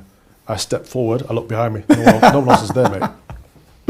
But how did that, because that must be upsetting as well. Yeah, it is. Also, people you've helped build up, people you've literally helped give a career to, that silently stab you in the back because they want your seat. And if that's what they want, then so be it, let them have it because it's not worth anything. The worst thing for me of having a public profile is the people that want your profile. Because I have a public profile because I've been doing, I like to think, good work, because I believe in things. And people believe in you. And the profile comes to you because of that. But people who want the profile for the sake of the profile don't deserve it. It's like the Prime Minister, right? Haven't earned it. What does he believe in? Who knows? Right, exactly. Just wants to be Prime Minister. I detest this kind of ideology. Like, believe in something, fight for something. People often used to come up and say, how do I get to write for the Telegraph? I'm like, well, if your goal is to write for the Telegraph, you're doing it wrong. Like, I write for the Telegraph because the Telegraph call me up and say, what's your opinion on this? Because they know I care about this issue. They've seen what your views are. And also, I wrote a hell of a lot of writing before I wrote for the Telegraph. You don't just start there, but people are, I don't know, this is a very cynical view that I've got, but I think a lot of people do care. A lot of people are working, but it's just the ones that aren't are frustrating. So when you say controlled opposition of GB News, do you think that to bring Boris Johnson in, to bring the main establishment players into that channel, they had to? Do you think they were already gearing to remove you? So I don't think I was fired for defending Dan Wootton, for example. You were one of the people who there was a list. He's got to go. He's got to go. You so believe that? I saw an article in Bloomberg that said that me and Neil Oliver and Lawrence Fox were going to be taken off air and pushed onto a new online platform. I read this. Right. So the idea of they'd sell it to you is. So you'll be online. You can have free this in speech. the papers first, and then I messaged my CEO, and I'm like, "Is there anything in this?" And what did he say? You got the message. Oh yeah. Let's catch up. Lots of exciting things. So yeah, there is. Yeah, we're sidelining you. Yeah. But they were going to sell it to you in the fact that you were going to be online to free speech. Oh, yeah. I mean, I can do my own online platform. If they were going to tell it to you that way. Oh, get around Ofcom. Yeah. And Neil Oliver's managed to hang on, bless him. But he's brilliant. He'll be gone soon. Yeah, he's fabulous. He's the only one there that I would trust. Okay, I'm glad you said that because I look at him and think I thought the same. I think he cares. He's on a mission. Yeah. Tell me was you there when Mark Stein? Yeah, I was there. What do you think of that? What do you think of that, and how many people spoke up then? None. I mean, Lawrence spoke up. He's the only one. I spoke up in a sort of way, a roundabout way, but I wasn't as confident as I should have been. How did you feel after that? Well, annoyed with myself, really. Yeah. But I got flogged a tail, right? So Mark Stein didn't help himself. In what sense? So you do have to play the game somewhat. So if I say, I believe this, I'll say, but other people believe that. Or, you're welcome to share my opinion or not. You have to have a little bit of a caveat. You can't push your opinion on the people. He pretty much said, the only possible outcome of this data is that the vaccine is harmful. It is. I believe it too. But you can't say the only possible outcome. You've got to leave it open for other interpretations. Because otherwise you're doing exactly what Matt Hancock did from the other... Yeah. And so Ofcom came for him. But they were looking to... But Ofcom... On the vaccine issue, they're looking to come for anyone who's speaking out. Ofcom were wicked. They came for me too. But the thing is, the company didn't back Mark. The company should have backed Mark. They told him that he can carry on saying it, but he'll be responsible. Yeah, right? They put all kinds of stupid stuff in his contract. They treated him awfully. How's it worked out for him? Do you know Mark Stein? Do you remember when I first started my activism? Yeah. Mark Stein was one of the people that I read on. Really? Who would speak in. There weren't many speaking back then. Yeah, no. Mark Stein was. He's never been afraid to speak. He was talking then. Yeah. About these issues of Islamisation. Yeah. And my uncle introduced me to him. One of my uncles introduced me. My Uncle Rob. Right. My Uncle Rob's a massive fan of Mark Stein. I'm going back 2009, 2010. Right. My Uncle Rob said, mate, look at this Mark Stein. Yeah. I remember looking then. But okay, and how was do you know? I'd love to get Mark Stein on here. Do you know how that's affected him? Yeah, he's not well, bless him. I can put you in touch. I don't know him personally, but I can connect you through his people. He's not well, and obviously he's had heart attacks and strokes, and he's not in a good place. Oh, do you think that's from the pressure of this? A lot of it will be, yeah. He's fighting. He's still fighting. We had to do Ofcom training as a result of that, and I put a selfie up on Twitter of me in Ofcom training, thinking this is, I'm just taking the mic. I've got to go through this. Here we go. And you guys say we the people who hate us say we don't play by the rules. I'm like, look, we're doing our training. Got in trouble by the CEO. Take that down. The only time I've ever conceded, actually, because I hate when people dictate to me on my social media. I'm like, I've got to be truthful, and I can't have my words twisted by anyone else. It's always been my words and all that kind of stuff. But this is the one time I thought, okay, I'll take it down because there may be a legal reason or something. But looking back, it's just they didn't want. Well, it's the perception of it, isn't it? What do you say to the people who've watched GB News and who put their faith in GB News? I don't think there are many of them left. You think of after Mark Stein, after you, after Lawrence? So I think Mark Stein was it's the same as the others. We lost a big audience with Mark Stein. It took a while to grow it back.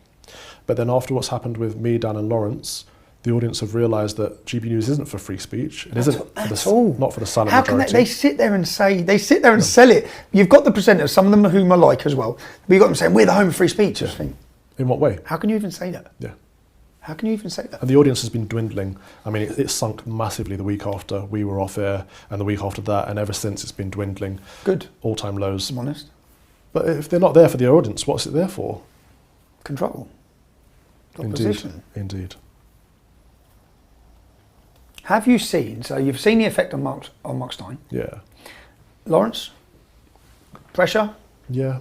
These are things I love to know. I love to know this because I know my personal story, and I know that you're looking at the man there, you're looking at Lawrence. Yeah. Behind Lawrence there's a family, there's a mum, there's a dad, there's children. Same with all of us, same with yourself. That's important to do, I think. Yeah, to look and understand what this is doing to them. Yeah, because we do become these caricatures and people see us as not a human being. What's it been like for you? Are your mum and dad still present? Yeah, they are. They're very... how have they... I love them to bits. How have they... Very supportive. When you get criticised... Oh, they hate it. It's worse for me because of how bad it is for them. They don't engage on social media, thankfully, because I would hate for them to get attacked, but they don't like to see their son attacked in public. And the tabloids in particular, the press in particular recently has been gunning for me for whatever reason. I have no idea what reason. We're going to be gunning for you more after you've sat here. Well, this is the thing, right? They try to paint me as going to the cenotaph for you. And I'm like, I'm going to the cenotaph to pay respect to the fallen of this country. If Tommy's there, great, that's his business. What's it got to do with me? And then, far-right activist Tommy Robinson calls people down, so Calvin Robinson goes down. It's like, come on, I see what you're trying to do there. You're trying to link me with Voldemort. Yeah. That's not fair. So if they're gonna say I'm a far-right fan of Tommy Robinson, I might as well come and sit down with you and have a conversation, right? Not far right, not far wrong. What does far-right mean? Nothing anymore. They've destroyed the meaning of it. The genuine far-right, who I'd say are genuinely growing, with I have my finger on the pulse, I believe, and I have had since the start of my activism. I'm aware of who these people are, aware of how they think. Yeah. Their voice is getting louder. Yeah. The problem what we've done is all of the lies. You can't trust anything anymore. Yeah. So people don't trust anything anymore. No. When you're told about Afghanistan, about Iraq, weapons of mass destruction, you realise that's a lie. Yeah. When you realise everything you've been told by the people who govern you is a lie. Yeah. Literally everything. Then you question everything. Yeah. So then people are questioning everything. Yeah. Even things I saw recently, there's a picture of me and Wasim Kempston, who's an imam. Yeah. Right. I don't know if you've seen it. No. And they draw my face and his face like we are twins. Yeah. He's an imam, and now there's a mass move. I'm looking at how many people believe I'm an actor, and they believe I'm the same person as him. Really? I'm going to go find him. Wasim, I'm coming to see you. Yeah, I'm going to go find him. This is it. People don't trust anything anymore, and actually, we naturally that's a dangerous think that everything place. is a lie now. It is very dangerous. That's dangerous. Yeah. You don't trust, especially after COVID. Yeah. They could become a killer disease next month. No one's going to believe them. Yeah. No one's going to. Yeah, all right, shut up. Yeah.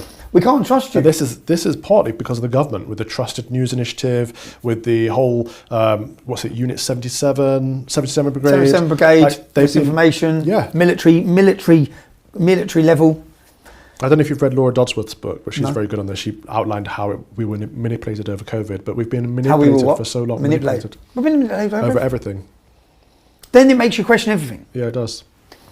People are questioning, is the earth flat? But the thing is, we've got these NPCs who go along with every new current thing and just take the approved narrative and push it. But then we've got a lot of people that go on the opposite side automatically. Now we're losing nuance. There might be some truth in the approved narrative, but we'll never see it if we're automatically against it. That's why it's so dangerous. I think we're seeing a lot of that with the current situation, with Israel. What's your views on the current situation with Israel? I try not to give views on foreign affairs. To be honest, I'm not that interested in foreign affairs. What I'm interested in how it's impacting home. It is impacting home. And we've seen a lot of pro-Hamas supporters out on the street, terrorist sympathisers, out publicly on British streets, seeing no consequences whatsoever. That's very dangerous times. Why do you think that is? When you say no consequences... Well, it's because the diversity, inclusion and equality drive. It's because the fact that if we even criticise something that's foreign, it makes us a xenophobic, racist bigot. Which is what? Cultural Marxism? Right. Well, it's nonsense, whatever it is. I think Hamas are evil. That's not a stance on Palestine or the Palestinian people. That's on the proscribed terrorist organisation, Hamas. Now, for me to say that, there'll be people watching going, he's a Zionist, all the connections, globalism. But I've clearly spoken out against globalism massively. And my views on Israel are complicated. But for me, I think Hamas is evil. I don't think anyone should be celebrating the extermination or the genocide of the Jews saying Hitler was right. All of these things are evil and we should not have them on our streets. And anyone that's not a British national that's saying these things should be deported. Anyone that is should be arrested or questioned for prescribing to a terrorist organisation. This should be quite simple, really. What do you see your mission now? What is your mission? God? Yeah, to proclaim the gospel. To proclaim the gospel. To speak the truth. To speak the truth on everything? Oh, yeah, yeah. Do you see yourself as ever politics, ever? No, I get asked that a lot, but politics is toxic and there's very little truth in it, which might be an argument to have some truth in it. But I mean, who would I stand for? Which party would I stand for? Well, I want to rewind again now to Nigel Farage. Yeah. What do you see when you see Nigel Farage? What do you think of Nigel Farage personally? He's a nice enough chap. I get on with him, man to man. Do you know him? Yeah. Okay. We've had many good conversations. Okay. But I think he's out for himself. I don't think... He hung us, man. Really? But do you know, so he called, no, this is how I see it out of touch. He said, but then I understood it, I think. I wrote it in my book, maybe he made the right move. When Brexit was coming, remember, I looked at what he's done in his life, and he's worked his whole life for this, yeah? And then maybe my involvement with UKIP, because he come out and said, we don't want far-right racist tattooed. Yeah, I remember that. Yeah, he made these comments, which outraged a lot of people. Yeah. But maybe his mainstreaming of the Brexit message, to do that, he had to throw us under a bus. And I was angry at the time, but then I saw Brexit get delivered and thought maybe he opened himself up to, and then I looked at the people he had standing. He had lots of left-wing people standing for Brexit Party candidates. But it worked. It did. It worked. So whilst I was angry at the time, I sat there afterwards and thought maybe it was a great gameplay. Right. And maybe, and I don't care what people say about me, yeah? If he was looking at, if I had to deliver on my promise of what I've worked my life for, I don't need this getting in the way. No. I don't need to talk about Islam. So maybe I made excuses for him at times and thought, okay, maybe he just doesn't, because for the English Defence League, I refuse to talk about anything other than Islam. Right. Lots of people in the early days tried to direct that movement. We had infiltration from the British National Party. We had them trying to sway things. I didn't want to talk against all immigration. I wasn't against all immigration. Most of my friends are sons of immigrants. My mum was an immigrant. I had a problem with Islamic immigration at the time. So that is what, but then I looked at Nigel and that's what I sort of thought, well, he delivered on it.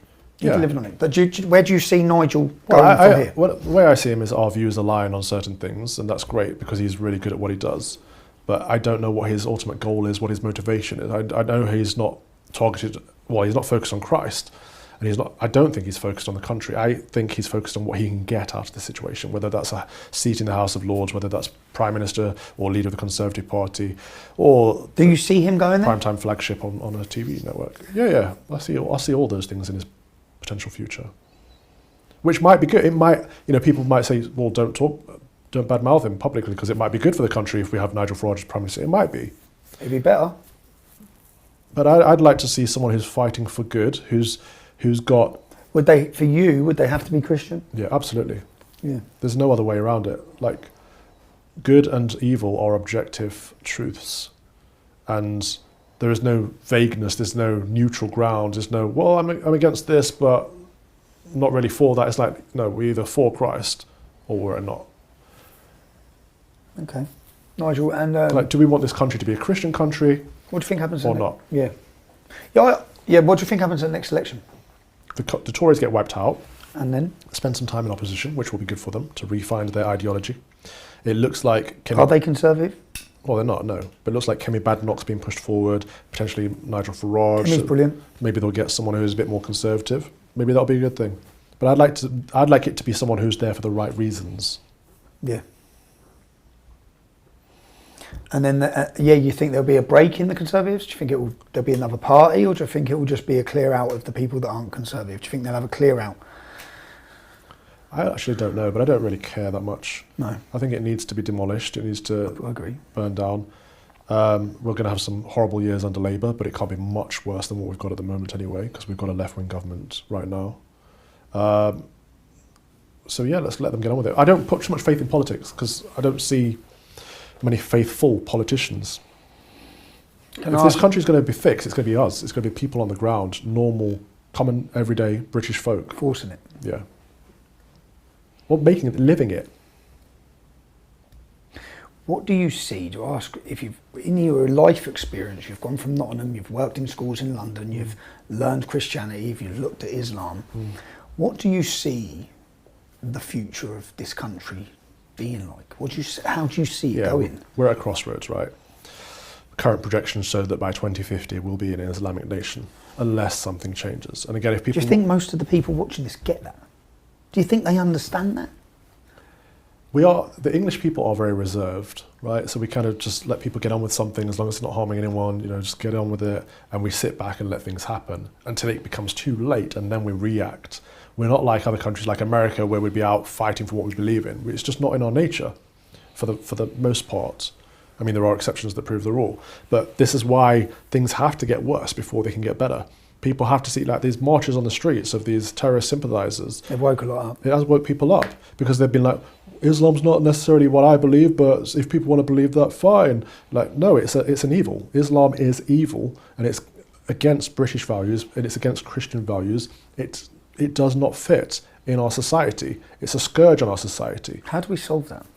Well, we have to be explicitly Christian. So if I was Prime Minister, I'd say, look, first of all, we're going to cap all immigration for a number of years, but when we start to take on board immigration again, we need to be looking at Christian countries that share our values. We need to be prioritising... There's nothing racist, it's just... Right, it's not about race. It's just like, this is what works. It's religion, it's culture, it's values. Yeah. But the people who want to say, that's racist, let them say it. Let people throw these words at us, because they mean nothing anymore. It's like you say, far right doesn't mean anything. Racist doesn't mean anything anymore. They've ruined it. They've demeaned the meaning of it. Which is fine. Just let them get on with it. It's like the people that care are going to be people. So how do you solve? How do we? Right. Because what I keep thinking is, the problem is, if people accept, like it's 4 or 5 million Muslims in this country, they're going to follow Islam. Yeah. What do we do? Well, look at what they're doing. The woke lot are indoctrinating our children in education. The Muslims are having more children. So we need to do them. We need to fix education, take the woke stuff out, put Christianity back in, and we need to have more children.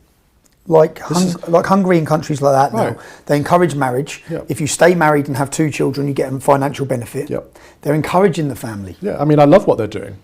And I've got friends that have moved over there. I wouldn't move over there myself, because I love what they're doing. And it's an anti-immigration policy, therefore I wouldn't want to try and ruin it. I think, stick with it, fantastic.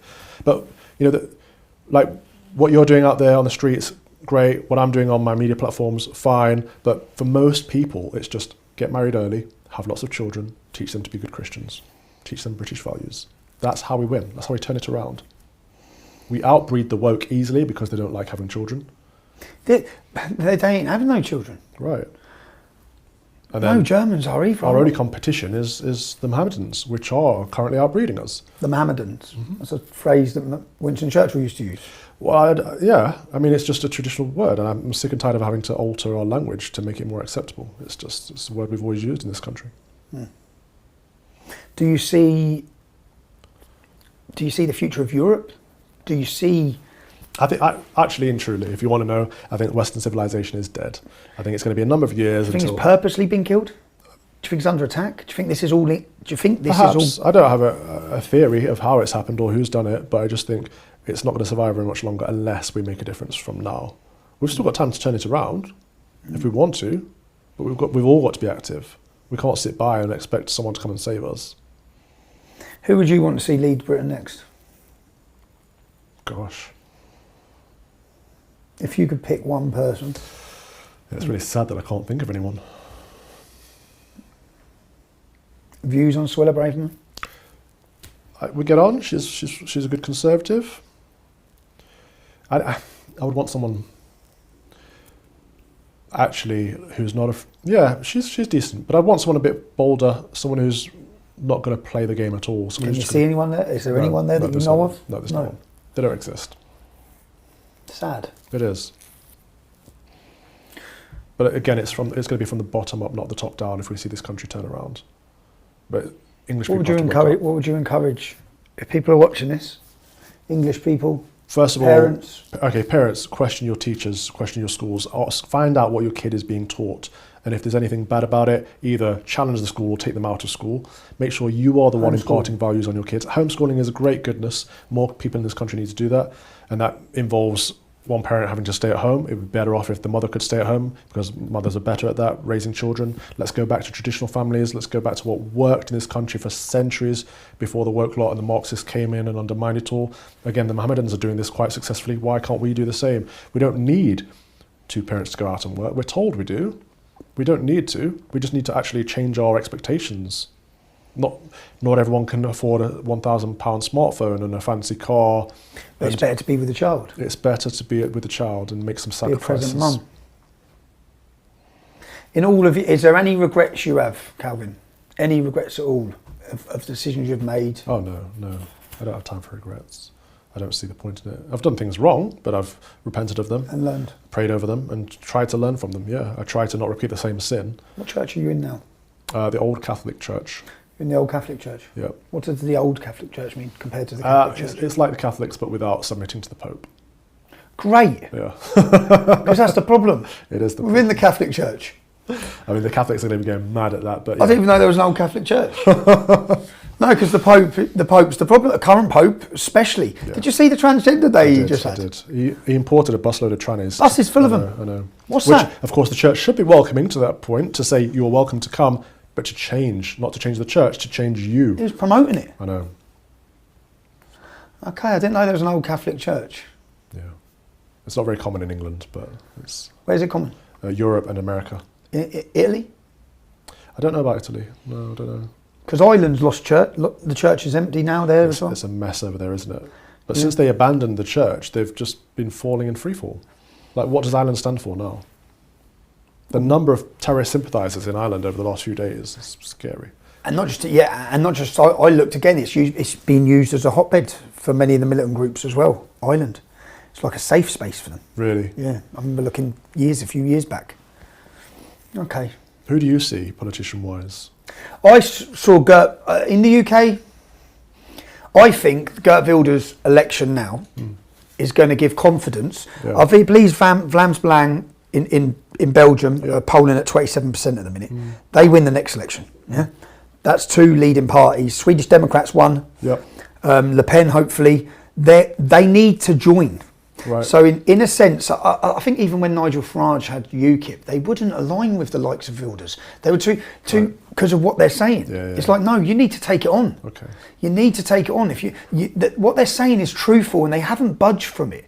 The fact that Islam's dangerous, the fact that Islamic immigration needs to stop, these sort of messages are what the public are going to want. Yeah.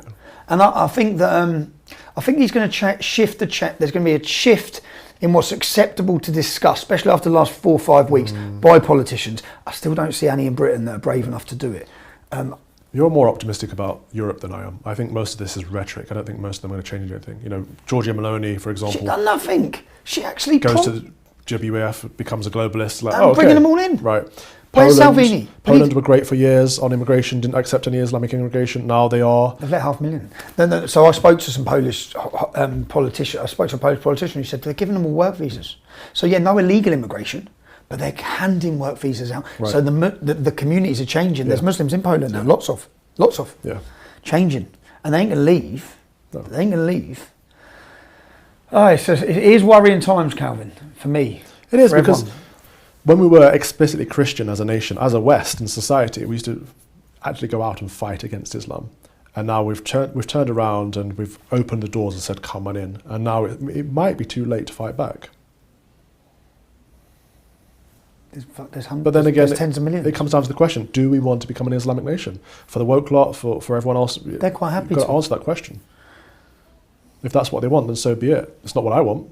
Do you talk about Islam in church? I don't really spend much time talking about Islam in church, but to be honest, I mostly preach on the gospel. So whatever I'm reading that day, I preach on that message. Okay. So if it comes into it, sure. I mean, I don't shy away from anything, but I'm not very political in church. No. I've got a platform for that. Yeah, your social medias. Calvin, I've had a very enjoyable chat. I've liked it. Good. No, thank you. God bless you. Cheers. No, thank you very much. God bless you. Just know I'm praying for you as well. Thank you. Like, I know these attacks can get personal and you've got a family and all of that, and I don't think people think necessarily about you as the person when you're in their sights. So we're praying for you. Thank you. And I've had a lot of people say that, Christians as well, so Good. I'm grateful. Thanks. If you're watching this, well, we're still silenced, we're still throttled left, right and centre. If you've enjoyed that, we have conversations that I think many people don't want us having, discussing topics that they don't want you to discuss. So if you watched it, I'm grateful, I thank you. Like, share this with your friends and family and help us put our message out. And thanks for tuning in. Carry on watching for more interesting guests. I'll talk to anyone. I'll debate anyone. I'll hear anyone's story. If you want to help me along that way, it's not free.